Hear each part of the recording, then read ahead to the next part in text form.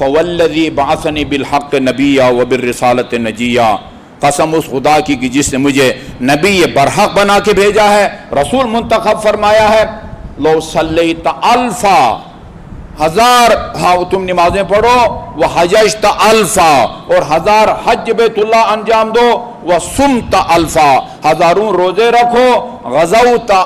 Alpha, ہزاروں جنگیں لڑو راہ خدا میں، وَأَتَقْتَ أَلْفَ رَقَبَةٍ، اور 1000 غلام راہ خدا میں آزاد کرو، وَقَرَأْتَ التَّوْرَاةَ وَالْإِنْجِيلَ وَالزَّبُورَ وَالْفُرْقَانَ، چاروں آسمانی کتابوں کی تم تلاوت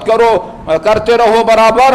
اور وَلَقِيتَ الْأَنْبِيَاءَ كُلَّهُمْ، حضرت آدم سے لے کر ان حضرت صلی اللہ علیہ وآلہ وسلم، ان سب کی زیارت کا بھی شرف حاصل کرو، وَعَبَدْتَ اللَّهَ، خدا کی عبادت کرو، وَغَزَوْتَ مَعَ كُلِّ نَبِيٍّ أَلْفَ غَزْوَةٍ، ہر نبی کے ساتھ تم 1000 جنگیں لڑو راہ خدا میں، اور وَحَجَجْتَ مَعَ كُلِّ نَبِيٍّ أَلْفَ حَجَّةٍ، ہر نبی کے ساتھ 1000 دفعہ حج بھی کرو، عمرہ بھی کرو، وَلَمْ يَكُنْ فِي قَلْبِكَ حُبُّ عَلِيٍّ وَأَوْلَادِهِ، لیکن اگر تمہارا دل علی اور علی کی معصوم اولاد کی محبت سے خالی ہے، دخلت النار مع الداخلین، تمہارا شمار جہنم میں جانے والوں کے ساتھ ہوگا۔ سیدھی سیدھی بات جس سے آپ کہتے ہیں۔ اچھا فرمایا فَلْيَبْلُغِ الشَّاهِدُ الْغَائِبُ، یہ جو پیغام ہے فرمایا جو حاضر ہیں وہ غیر حاضرون تک اس کو پہنچائیں، آپ بھی جو یہاں حاضر ہیں اس کو غیر حاضر لوگوں تک پہنچائیں کہ جنت میں جانے کے لیے کیا نسخہ دیا ہے رسول اکرم صلی اللہ علیہ وسلم۔ فَقُولُوا فِي عَلِيٍّ،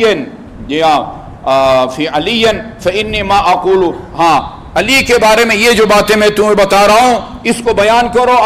آگے۔ فَإِنِّي مَا أَقُولُ فِي عَلِيٍّ إِلَّا بِأَمْرِ جِبْرَائِیل، علی کے بارے میں وہی کچھ بیان کرتا ہوں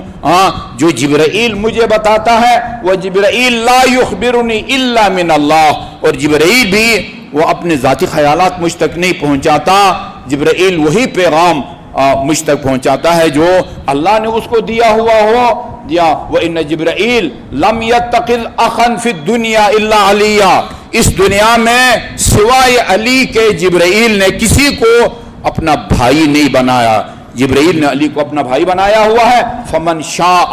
فَلْيُحِبُّهُ وَمَنْ شَاءَ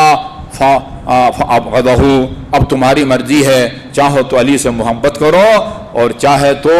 علی سے دشمنی رکھو، دونوں کا انجام میں نے تمہیں بتا دیا ہے۔ فَإِنَّ اللَّهَ تَعَالَى آلَى عَلَى نَفْسِهِ،